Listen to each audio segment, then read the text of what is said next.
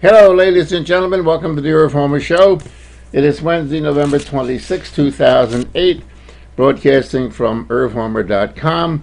It is the night before Thanksgiving, and everyone is traveling to see their family and their friends and their relatives, and will be gone with aircraft travel and with train travel and bus travel, and the highways will be jammed and loaded.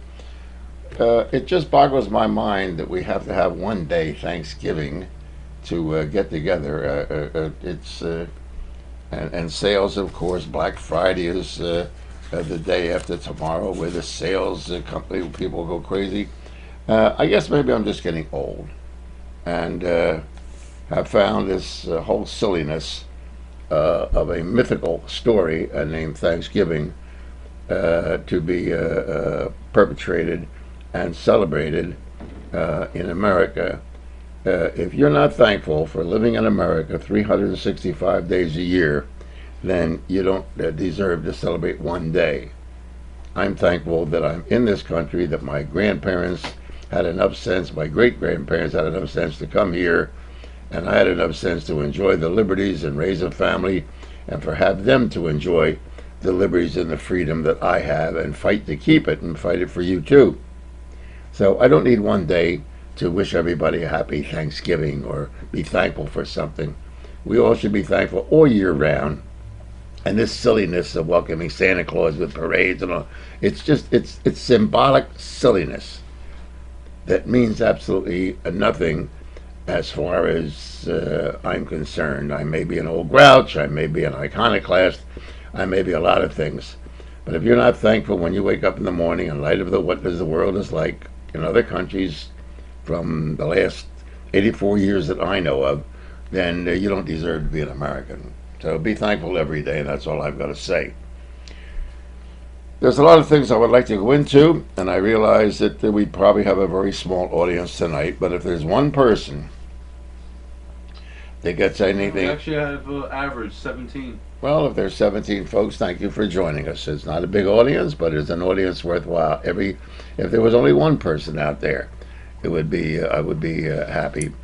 If you want to make any comments, we do have a chat room, and you can get on the chat room at any time during the program. I prefer getting on in the beginning. If you have any questions, comments to make, you don't have to have a question. You can make a comment, perfectly all right. Don't wait till the end of the program when we have people backed up. It is rather silly. And some things have happened, of course, that you can relate to. The latest tragedy, of course, is what happened in India just a few moments ago before I sat down behind this microphone and television camera, and that is a militant attack in India in which up to 200 people have been killed. Snipers are still in the hotels, places burning. City used to be known as Bombay, it is Mumbai now, and we're going to have this for the rest of my life, and probably the rest of yours, because we never addressed the real issue when I brought up on this program in 1995. In 1995 was the first time I read the article from the Wall Street Journal. And I don't know what's wrong, and I hate to appear to be critical of Christianity, but I suppose it is because there are so many of you and so many diverse Christians that unless one particular group of Christians are attacked, then the other group don't care. Hello? Hello, you're on the air. Go ahead, sir. Irving, I'm trying to get you on my computer, but I'm not getting your picture or your broadcast. I have no idea why not. It's there. It should be there. Okay. All right. I'll try again. Okay. Bye. Thank you. So he must be having a problem with his own computer. Yeah. Once again, our telephone number, if you care to call in, is 215-253-8877. I heard an interview this week of a fellow named Bill Devlin, referred to as a reverend. I don't know whether I've ever interviewed him or not, but his big concern was that Barack Obama hasn't been pictured going in or out of a church. And he's all distraught because the media knows what gym Barack Obama goes to, but they don't know what church he goes to. And he's all bent out of shape that Barack Obama should declare and let the public know what church, what house of worship he goes to. And I was so riled at this idiocy of this Bill Devlin. I kept screaming back, what's it your business how he prays to his God? What's it your business? We've had presidents, ladies and gentlemen, that should have gone to jail, who we saw them coming in and out of church with their Bibles. Scurrilous scoundrels. They go in poor, come out rich, given the best of everything during their term of office as President of the United States. But they carried a Bible to church. So what? The arrogance of religious people who think that because they believe in this mythical God, that they're better than somebody who A, may be an atheist, or B, may be an agnostic who doesn't know whether there's a God or not, is just arrogance beyond belief. I have no problem with anything that anyone believes in, as long as they don't tell me that they're right and I'm wrong. What is good for you, ladies and gentlemen, if you're a believer in a particular faith, is good for you. And if it works for you, use it. Keep your nose out of other people's business. And so I say to you, is a Protestant better than a Roman Catholic? Is a Roman Catholic better than a Greek Orthodox? Is a Greek Orthodox better than a Baptist? Is a Baptist better than a Jehovah's Witness? Is a Jehovah's Witness better than a Seventh-day Adventist? The arrogance of people who allegedly believe, and the arrogance of those people who are atheists who don't believe, boggles my mind. And so the Christian world since 1995, from what I started in 1995 about the attack on Christianity from the Muslim community throughout the world, never took hold in the world as the abortion issue has taken hold. And demonstrations in Washington, and demonstrations in front of abortion clinics, and demonstrations in front of Planned Parenthood, and oh man, running around like a bunch of nutcases, while your Christian brothers, since 1980, recording of Christians being brutalized by radical Islamists around the world. Never once did I see a Christian demonstration in front of the United Nations protesting the killing of Christians in Iran, Saudi Arabia, Arab Emirates. Never saw it. All you're worried about is abortion, while they're killing your fellow Christian human beings. And I would love to debate some of these people or ask them these questions, and even some of you who are believers. What's wrong with you? There are 7 denominations of Judaism: Orthodox, Reformed, the Hasidic. You've seen them with the long hair, the formal clothes, black clothes. But if one Jew is killed, all the Jews get excited. One Christian gets killed, he's a Roman Catholic. Catholics get killed, he's a Jehovah's Witness. Jehovah's Witness gets killed, he's a Baptist. He's a Southern Baptist. No, that's he's Episcopalian. Is that the reason that Christians do not get bent out of shape when Christians are being crucified around the world?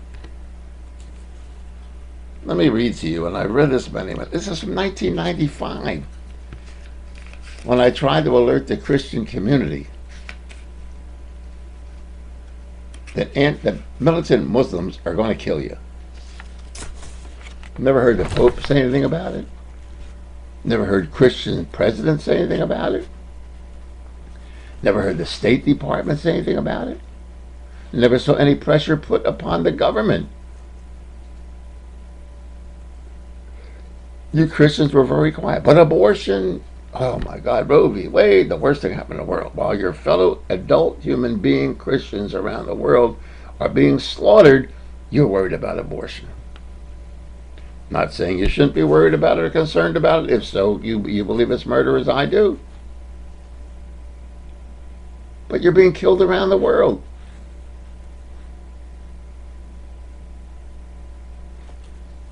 This appeared in the Wall Street Journal. Some of you have heard it, some of you haven't. 1995. One evening last year, this is 1995 now. Remember the date, 95. That is what, 13 years ago? 8 and 5. 13 years ago. 13 years ago, I was still on radio. The voice of reason, the only common sense moderator and broadcaster that I've ever met. Yes, I'm bragging about myself. I'm damn good. But my problem is I can't take orders to shut up. I've got to tell the truth.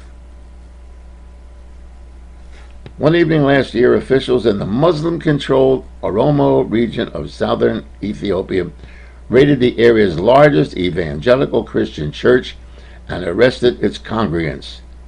Many churchgoers died in jail and denied proper burial, were left to be scavenged by nearby wildlife, saving special treatment for the church's minister. The authorities permitted him to live as an ironically visible symbol, but only after torturing him and plucking out his eyes. This was in the Wall Street Journal in 1995. If they did that to a rabbi, the minimum Jews around the world would have risen up in righteous indignation, would have demanded the Wall Street Journal put it on the front page, demanded that the State Department do something. What do you Christians do? Half of you don't even know the attack on your Christian brothers around the world. For Ethiopia's Christian population, a vibrant presence since the 4th century. Since the 4th century, folks, Christians have been in Ethiopia. The massacre came as a shock, but not a surprise. In the Oromo region, as in a growing number of other countries, the rise of Islamic fundamentalism has effectively criminalized the practice of Christianity. Islamic fundamentalism, 13 years ago, when it was first reported. But while Christians in Islamic countries are increasingly imperiled for their beliefs, the United States government has deliberately ignored their plight. We're a Christian country, you say. President then was a Christian. You've got Christian churches coming out of your behind. Yet you didn't say a damn word about it. Current U.S. immigration policies are designed to make it difficult for besieged Christians to take advantage of our laws granting asylum to religious minorities fleeing persecution.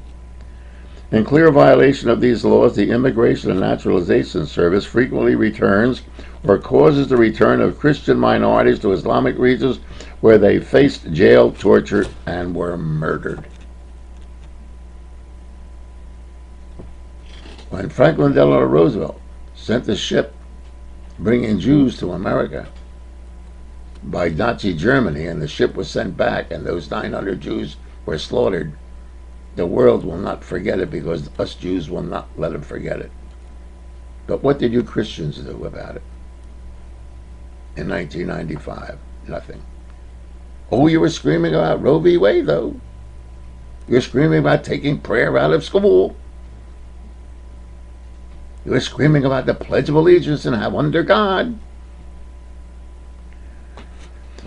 While historically Islamic nations have been relatively tolerant of religious minorities, the rise of Islamic fundamentalism has caused such intolerance to evaporate.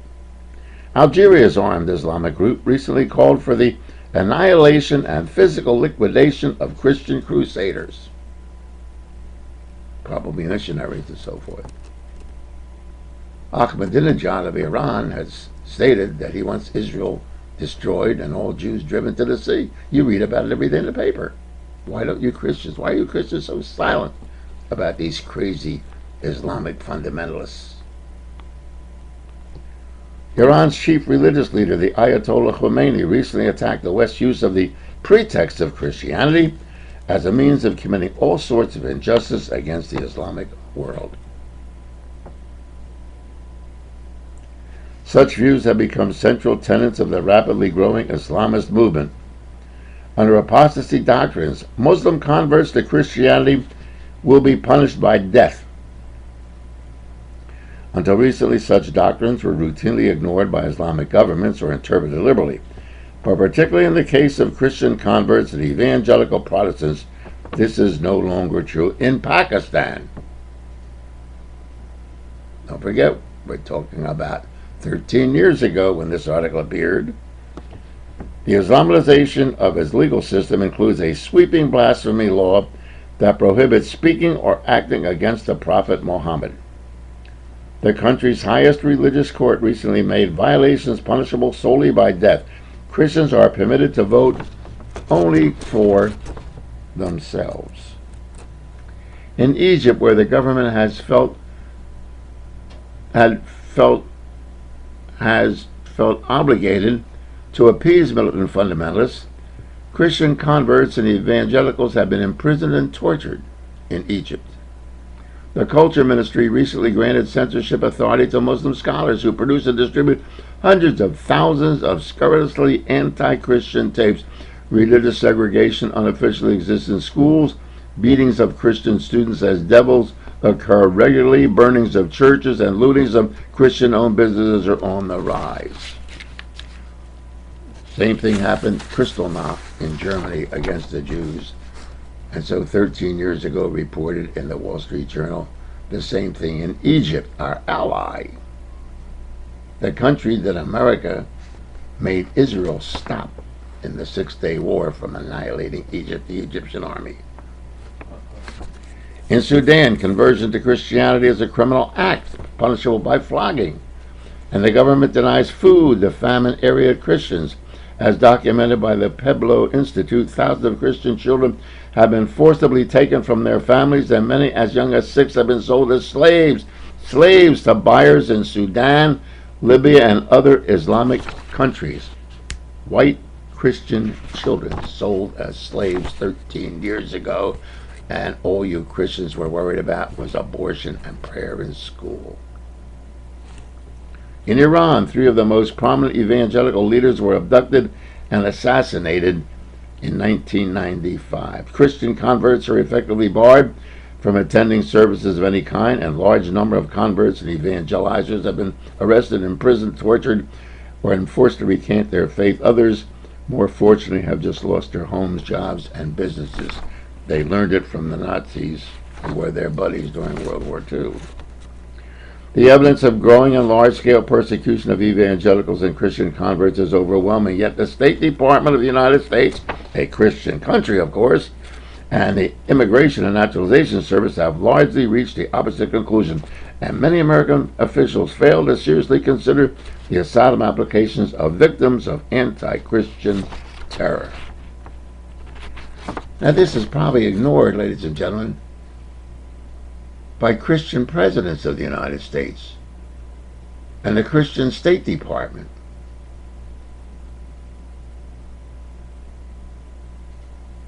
And all this guy Bill Devlin is worried about is whether or not Barack Obama goes to church.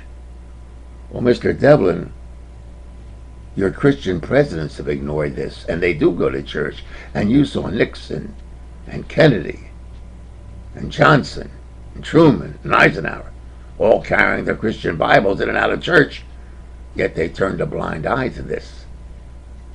So if Barack Obama doesn't go to church, maybe you Christians won't die, Mr. Devlin. You'll probably never see this program or hear of it, but at least I've got it out of my system. The evidence of growing and large-scale persecution of evangelicals and Christian converts is overwhelming, yet the State Department and the Immigration and Naturalization Service have largely reached the opposite conclusion. In Turkey, to name but one example, the American embassy requires Christians fleeing Iran to pass through a gauntlet of Turkish security police who are in open sympathy with Iran's blasphemy laws. Many never do. Similarly, tragic scenarios abound. America's Immigration and Naturalization Service field offices. Steps must be taken to change American policy, beginning with clear State Department signals of implacable hostility to anti-Christian terror. Attorney General Janet Reno, to whom the INS reports, should call for regularly updated reports of anti-Christian persecution, should make clear to the Immigration and Naturalization Service officials that such claims should be treated seriously. Ms. Reno should also require the INS to establish refugee processing posts in countries bordering those where persecutions occur. Well, Bill Clinton was the president then, yeah, I know. While he was screwing Monica Lewinsky, he was carrying the Bible to church, Mr. Devlin, and we knew what church he went to. Maybe Barack Obama not going to church will do something to save your Christian brothers. This issue tests us all. For American Jews who owe their very lives to the open door of this blessed land, silence should not be an option in the face of persecutions eerily parallel to those committed by Adolf Hitler. America's Christian community is most directly challenged. Its moral authority will be gravely tarnished if it fails to exercise its growing political influence on behalf of people now risking everything to engage in the simple act of Christian worship and witness. From thousands of Christian pulpits throughout the United States, this is a call to arms against the attack on Christians throughout the world. And so what do the Christian Devlins do? Get on talk shows with people doing talk radio who don't know anything.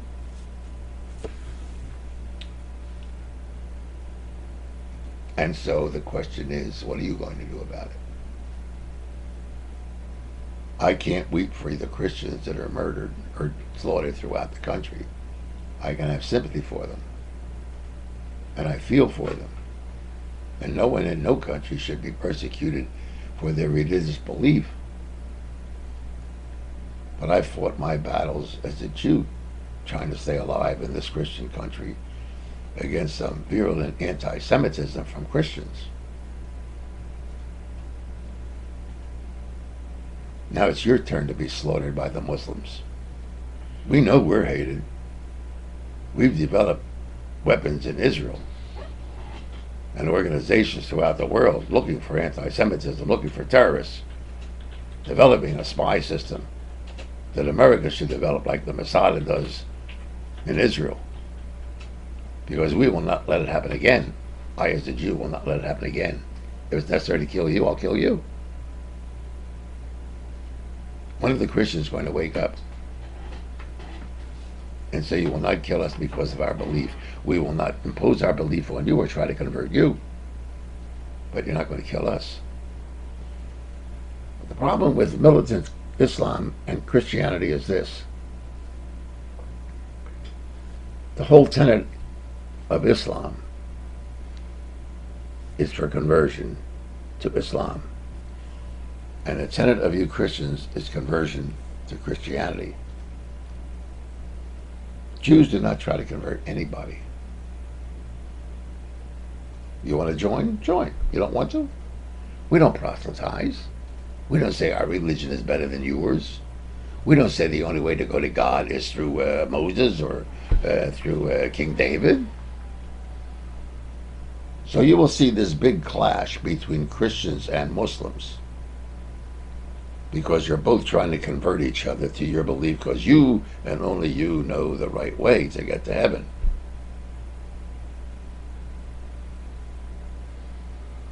Are we in Iraq and Iran to save Christianity? If so, I'll go for that. If Afghanistan, Pakistan are killing Christians just because they're Christians, I would support this war wholeheartedly, more so than toppling of Saddam Hussein.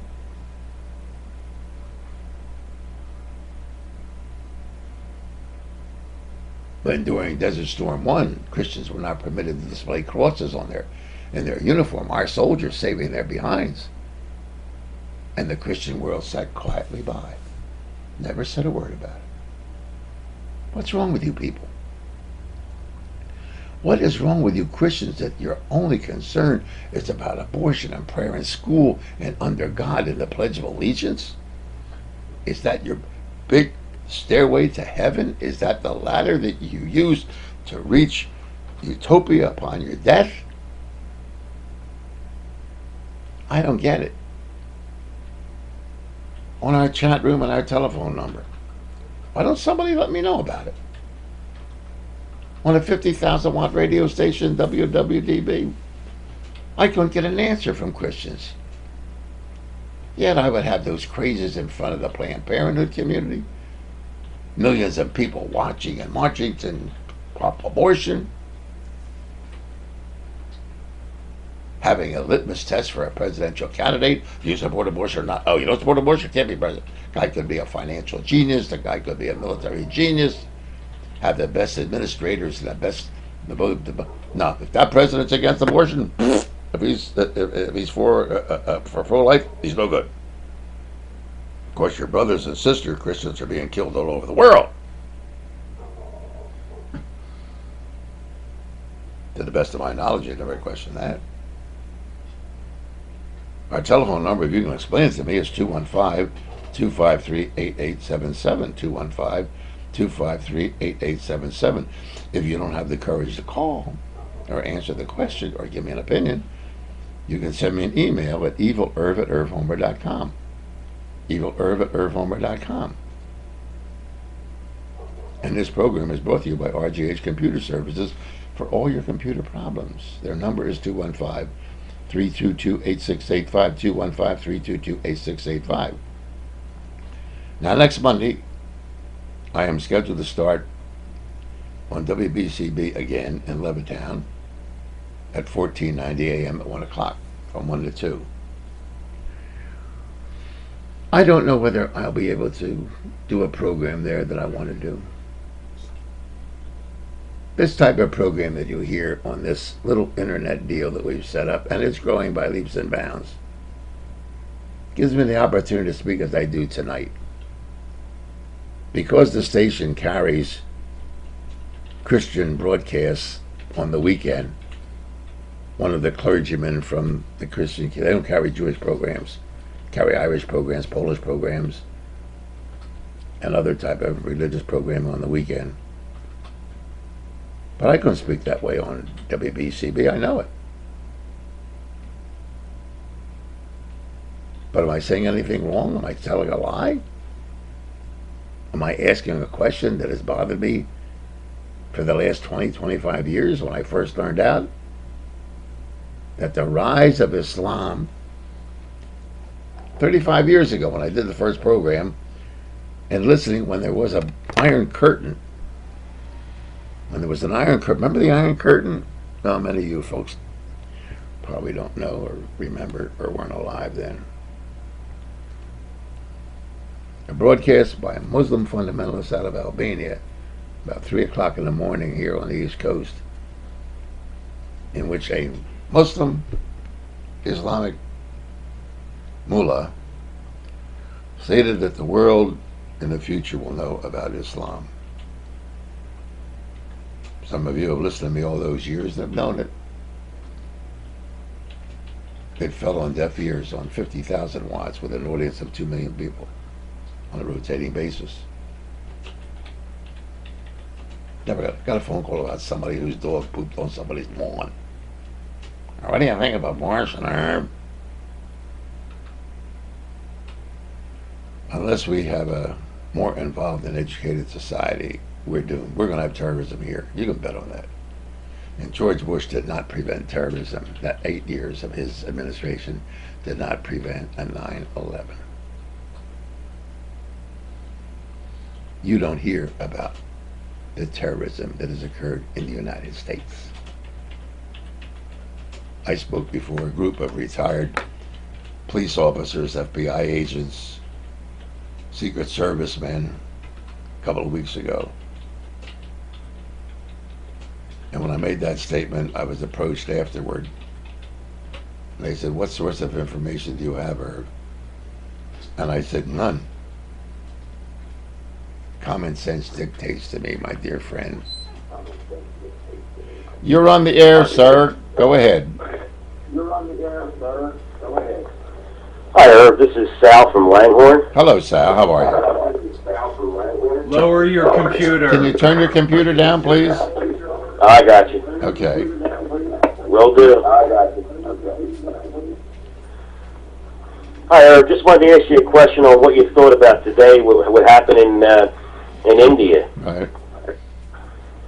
There are 1,400 terrorist groups in India that India knew about.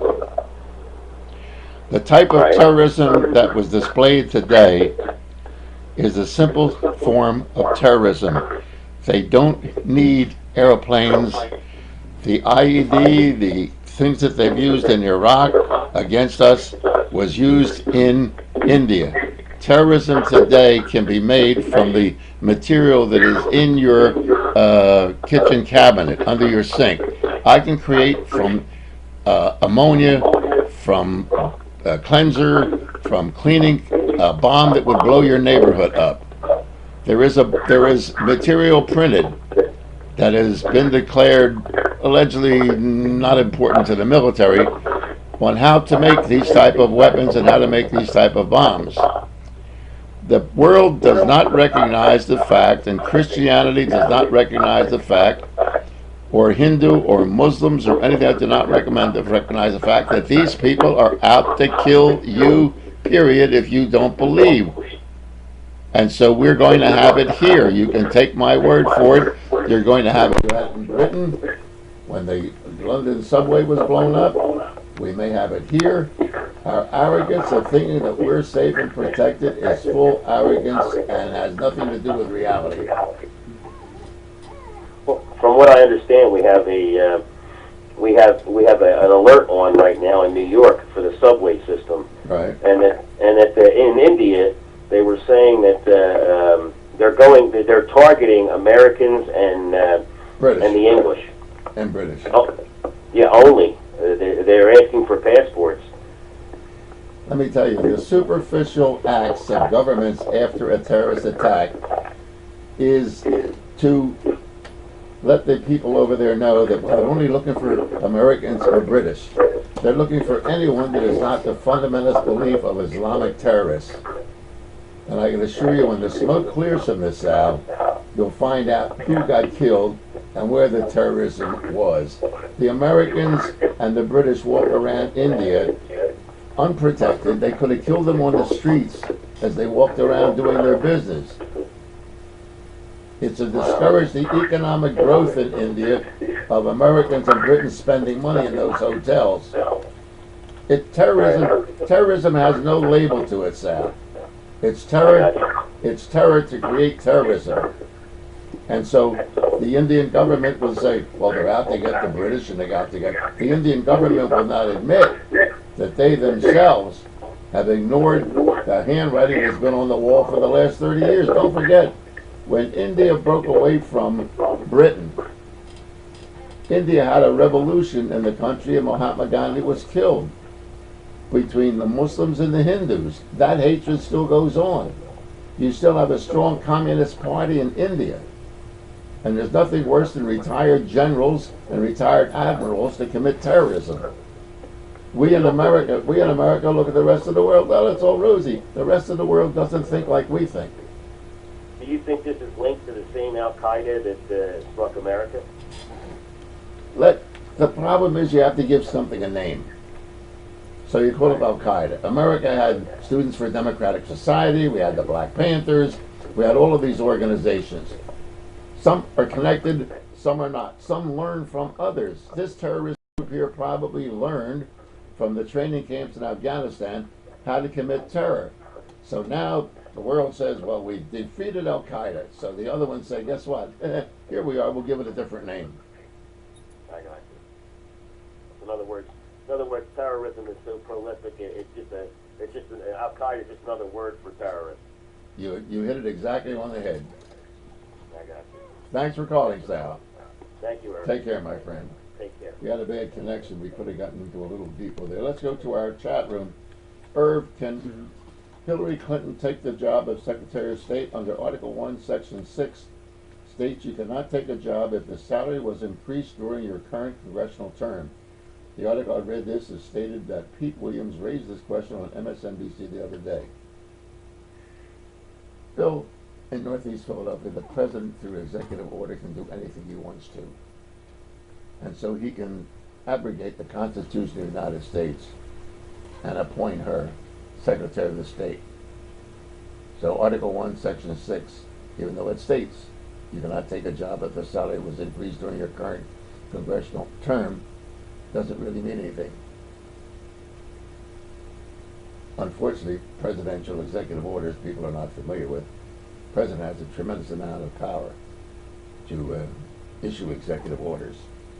I'm Irv Homer. Our telephone number, once again, is 215-253-8877. We're talking about terrorism if you want to. Remember one thing, and I've mentioned this many, many times before, ladies and gentlemen. Islam is based, going back to my knowledge of it, and I have a briefcase full of literature from the Islamic organizations. Islam is a four-pronged attack in the world. It is political, where they will run for political office in a free and democratic society like the United States. We have a Muslim now in Congress. We have two in Congress, in fact. The political influence of the Muslim community in Detroit and in parts of Illinois, where the stores are only open Monday, Tuesday, Wednesday, Thursday, Friday, closed on Saturday, open on Sunday. There was a 5-call prayer on Muslim street corners where they pray 5 times a day. And they insist on their political freedom. They're entitled to, if Christians can ring their bells on Sunday, then under the civil rights law, you cannot prevent us from having a call on loudspeakers in the Muslim community for prayer 5 times a day. You will accommodate us in the schools for our children to pray 5 times a day and have a prayer room. Christians can't do that. Jews can't do that. But in Dearborn, Michigan, and Detroit, the public schools there have accommodations and prayer rooms. The next is financial. There are 2 Islamic banks in New York today. I showed that to one of the vice presidents of Commerce Bank before Commerce changed. He hadn't known about it. A banker, an American banker, didn't know about it. Vice President Trump. Maybe that's why they had a TD Bank. They conduct their business licensed by the federal government, not the FDIC. Licensed to conduct their business under the laws of Islam on loaning practices, on paying back practices, on interest practices, forgiveness of debt practices. It does not come under the guidelines of the American banking laws. So they move into the financial area. They do their own financing of their people. You ever wonder how come where do these people get credit? You think for 1 minute that the Muslims in America care about credit? They establish their own laws. They establish their own laws of borrowing within themselves. How they put people in business, how they loan money to people in business, how they're obligated to pay 10% of the profits to a central unknown bank that they operate, in which they bring over new people and put them in gas stations and 7-Elevens and Dunkin' Donuts. Where do you think they get the money from? You think they walk into Commerce Bank or walk into Wachovia and get the money? So the political and financial is 2 arms of Islam. The third one, of course, is religious, in which they demand the same recognition that Jews and Christians get in America. They will demand Islamic teachings in the schools pretty soon. As we are obligated to teach the Holocaust, you will be obligated eventually in America to teach the growth of Islam and recognize Muhammad with the same clarity that Jesus is recognized on Christmas. And to be a true Muslim, this is what you believe. The fourth and final one is what you saw displayed in India, what you just saw displayed in America, 9/11, what you just saw displayed in London in the subway system, and that is the militant wing. It is the militant wing of Islam that creates terrorism, where people in America will say, well, these are moderate Muslims. They're the militants. These are the moderate ones. Well, if you would study American history, you will see that only about 22% of the American colonists supported the revolution. And they were known as terrorists. However, the biggest percentage of Americans at that time, colonists, wanted freedom from King George. They wrote the Declaration of Independence. But King George wouldn't pay any attention to them.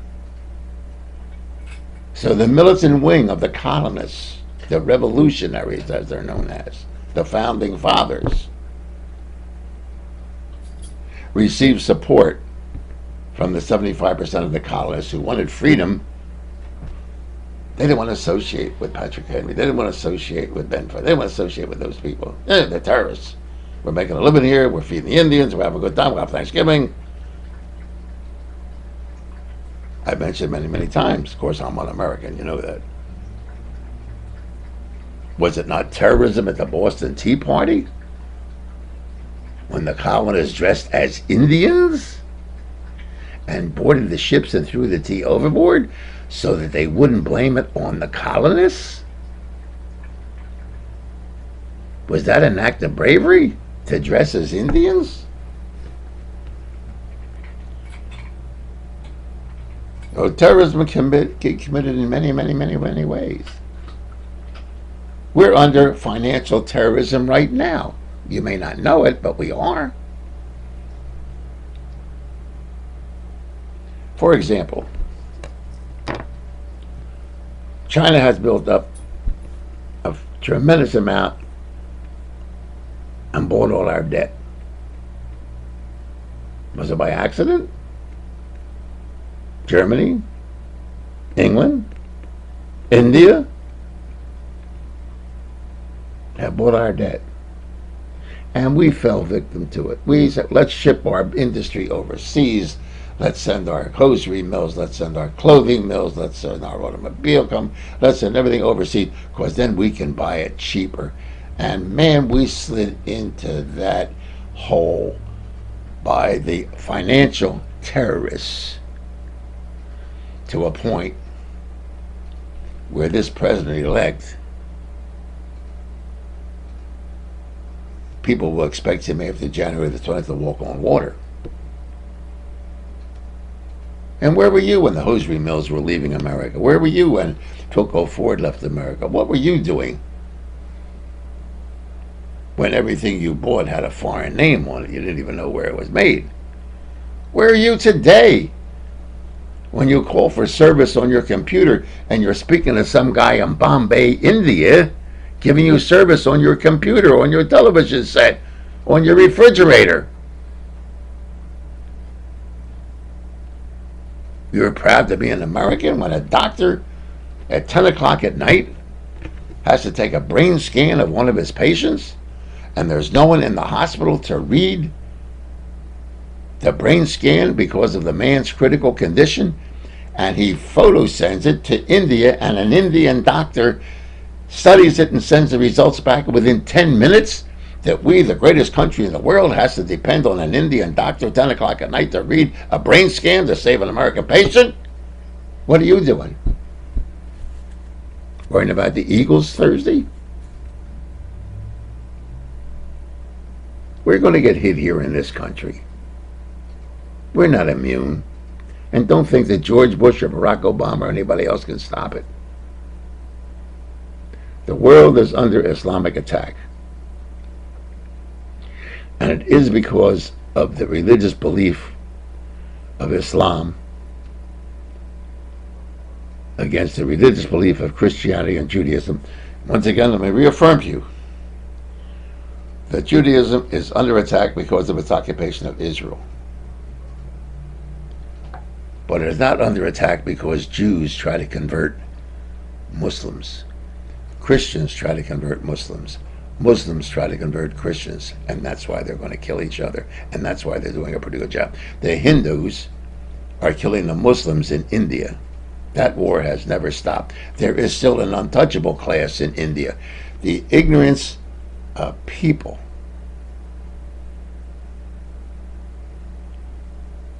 in studying the history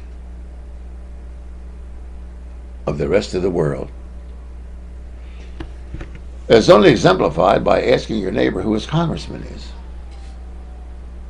or who his senator is, or the length of time that a senator serves, or the length of time that a congressman serves, or the length of time that the president serves. We are fat, lazy, complacent, and ignorant. Oh, I know there are some of you out there that are brilliant, and some of you out there are well informed and all that. I'm talking about the mass of people who cannot face reality, are willing to live as pawns in a game.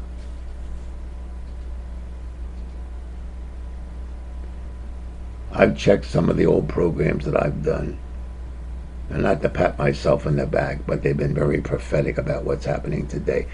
So when people call me and say, Irv, what do you think about this? I expected it.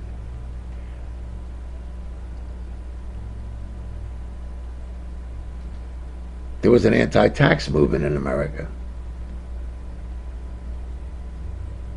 We consider the posse comitatus. There's militant anti-tax movements in America. Was that not a terrorist act that blew up the Murrah building in Oklahoma City? You forget that? You forget Waco, Texas, where they burnt 158 people? You forget the MOVE situation in Philadelphia, where the city of Philadelphia burnt down 61 homes and incinerated 11 people?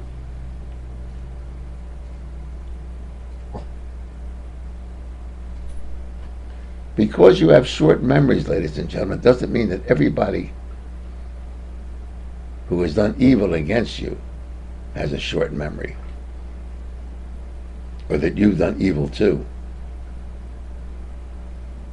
And some societies live on revenge.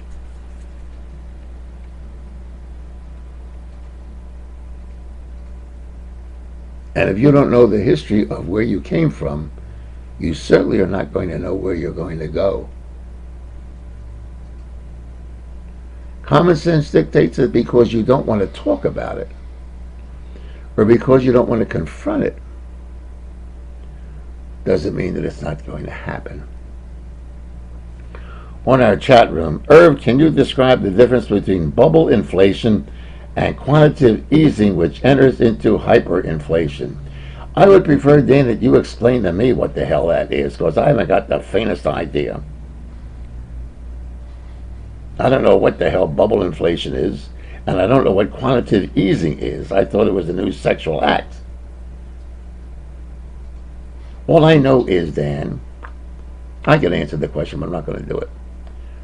All I know is that when you have false currency that we deal with Federal Reserve notes instead of money, you're going to have this bubble inflation, and you're going to have quantitative easing, and you're going to have hyperinflation, and you're going to have deflation. But until you learn the basis of how and what happens to the money of America, ladies and gentlemen, these questions are immaterial. Once again, when you have false currency called Federal Reserve notes, you're going to have false financial status in the country. You're going to have a false government. You're going to have a false economy. You can't have truth in money when you're using counterfeit money. And that is the answer to this question. It's the answer to the question that you have today with mortgages that are outrageous, credit companies going crazy, credit card company going nuts.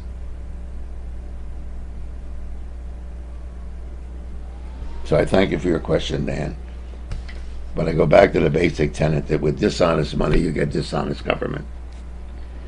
And you get a constant propping up of a system that is doomed to fail. This system is doomed to fail. It's that simple.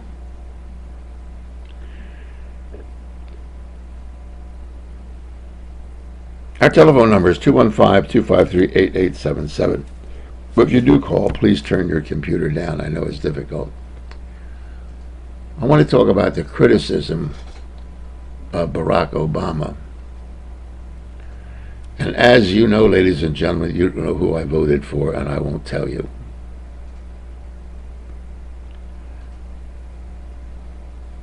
But what is Barack Obama doing right now? And who is he appointing as part of his cabinet?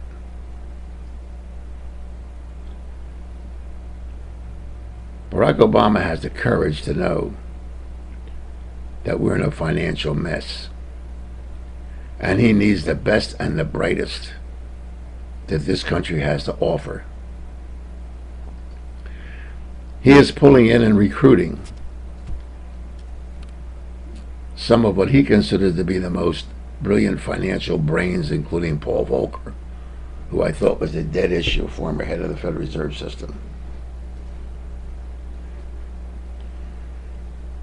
And yet the Republican Party, with the Hannitys, with the Medveds, with these Schmuckaloviches like Limbaugh, are they concerned about the future of this country? You pick up the paper, Republican, we must learn how to regroup, we must learn why we lost the race, we must learn why we did this, we've got to bring back Newt Gingrich, we're going to bring back this, we'll bring back. This is a national crisis. And all the Republican heads are worried about why you lost the election? You're worried about who the head of the Republican National Committee is going to be and how we can group and get back to our conservative, Ronald Reagan conservative ways?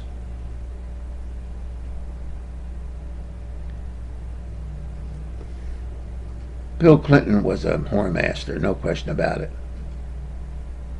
Bill Clinton didn't end up with the world hating America. George Bush did, the good Bible believer who probably still screws in a missionary position. I can't see him asking Laura Bush to get on top. You'll pardon my crudeness. But were you better off under Bill Clinton, or are you better off in the last 8 years? Barack Obama is doing what Al Gore should have done, but Al Gore was a coward, a yellow-bellied coward.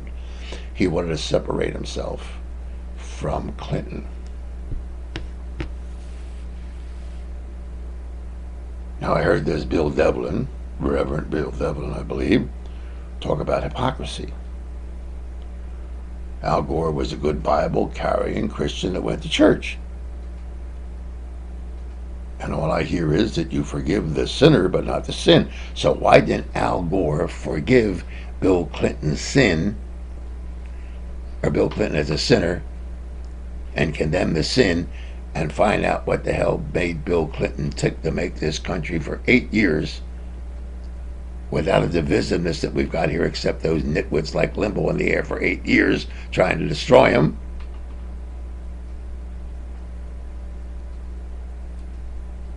Wouldn't it be nice to be able to travel around the world? People say, we like your president. Maybe that's what Barack Obama saw prior to winning the election.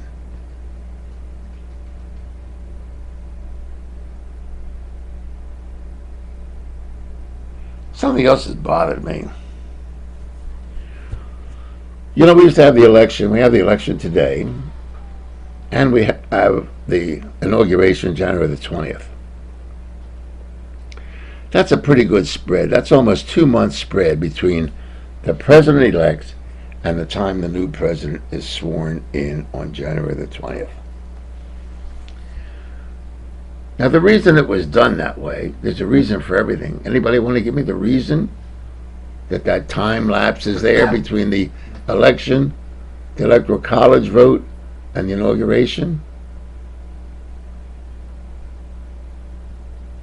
It was so that the delegates, because there was no telephone communication, no radio transmission, no satellites, the delegates had to get back to their states of origin and spread the word as to who won the election.